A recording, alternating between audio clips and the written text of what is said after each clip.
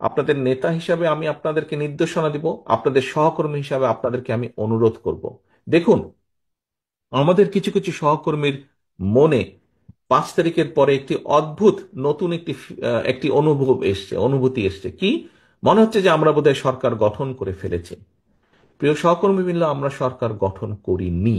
আমরা এখনো বিরোধী দলই আছে, বিরোধী দলেই আমরা অবস্থান করছি, বা আমরা অন্তত যাই হোক সরকারি দলে আমরা নেই বা সরকারে আমরা নেই।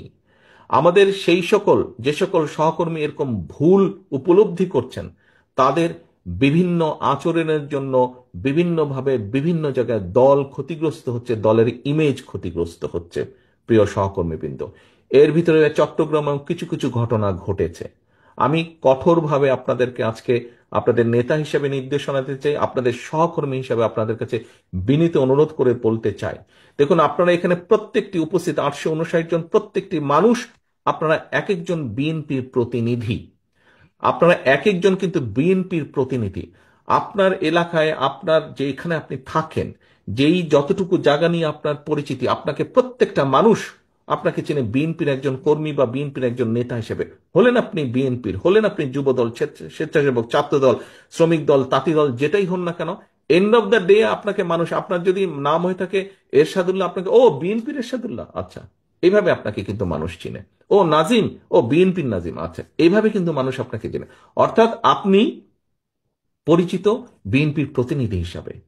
প্রিয় সহকর্মীবৃন্দ, আপনি যখন আপনার নিকট আত্মীয় স্বজনের বাসায় যান, আপনি নিশ্চয়ই আপনার চলাফেরা, কথাবার্তা, উঠা বসাতে এমন কিছুর পরিচয় দেন যাতে সেই আত্মীয়র মনে আপনার সম্পর্কে কোনো নেগেটিভ ধারণা না হয়। এটি নর্মালি আমরা করি, করি না? এটি নেগেটিভ ধারণা না হয়। সহকর্মীবৃন্দ, আপনি যখন এলাকায় পরিচিত বিএনপির প্রতিনিধি হিসাবে, কেন আপনি এমন কিছু করবেন? আপনার যেই কথা, আপনার যেই বিহেভিয়ার, আপনার যেই কাজের দ্বারা দলের ইমেজ, দল ক্ষতিগ্রস্ত হবে, কেন আপনি এটা করবেন? আপনার এলাকার মানুষ তো আপনারই স্বজন, আপনারই তো আপনজন। দুদিন পরে যখন ভোট হবে ইনশাল্লাহ, সেই ভোটের সময় তো আপনি ধানের শীষের পক্ষে ভোট করতে যাবেন। আপনি কোন মুখে তাদের কাছে ভোট চাইবেন?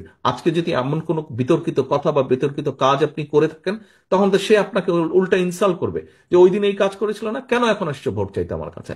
এই কথা আপনাকে শুনতে হবে। আমাদের পক্ষে সম্ভব না। আমরা বিশ্বাস করি না দামি নির্বাচনে, আমরা বিশ্বাস করি না নিশিরাতের নির্বাচনে, আমরা বিশ্বাস করি না ব্যালট চুরির নির্বাচনে।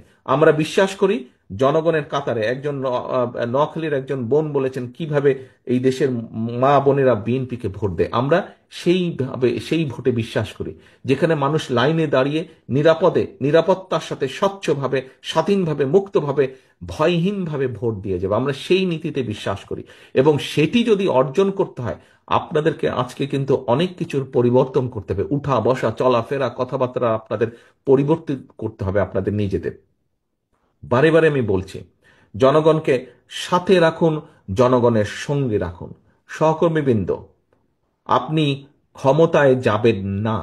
এখানে উপস্থিত মানুষ, একটি মানুষও ক্ষমতায় যাবেন না। আপনারা আপনারা মানুষের সমর্থন পেলে ইনশাল্লাহ দেশ পরিচালনার সুযোগ পাবেন।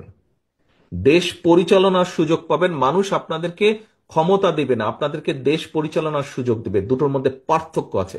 ক্ষমতায় ছিল পলাতক স্বৈরাচার, পার্থক্যটা বুঝতে হবে। ক্ষমতায় ছিল পলাতক স্বৈরাচার, ক্ষমতা ছাড়া কিচ্ছু বুঝতো না বলেই দেশের মানুষের জন্য কোনো কাজ করেনি। আপনাদের আজকে যে বিভিন্ন অভিযোগ যে তাদের আমলে জলাবদ্ধতা হয়েছে, ট্রাফিক জ্যাম হয়েছে, এই হয়েছে, শিক্ষা ব্যবস্থা ধ্বংস হয়ে গেছে, সংস্কৃতি ধ্বংস হয়েছে, কেন এই কথাগুলো আপনারা বলছেন? এই জন্য আপনারা এই কথাগুলো বলছেন যে ওরা ক্ষমতায় ছিল, ওরা জনসমর্থনে দেশ পরিচালনার সুযোগ পায়নি, ক্ষমতা দখল করে ক্ষমতায় ছিল। আমরা দেশ পরিচালনার সুযোগ পেতে চাই জনগণের সমর্থন নিয়ে, এবং সেই জন্যই দেশ পরিচালনার যদি সুযোগ পেতে চান, দেশ পরিচালনা যদি করতে চান, তাহলে নিজেকে সেইভাবে গড়ে তুলতে হবে। নিজের প্রতি মানুষের সেই সমর্থন, আস্থা অর্জন করতে হবে।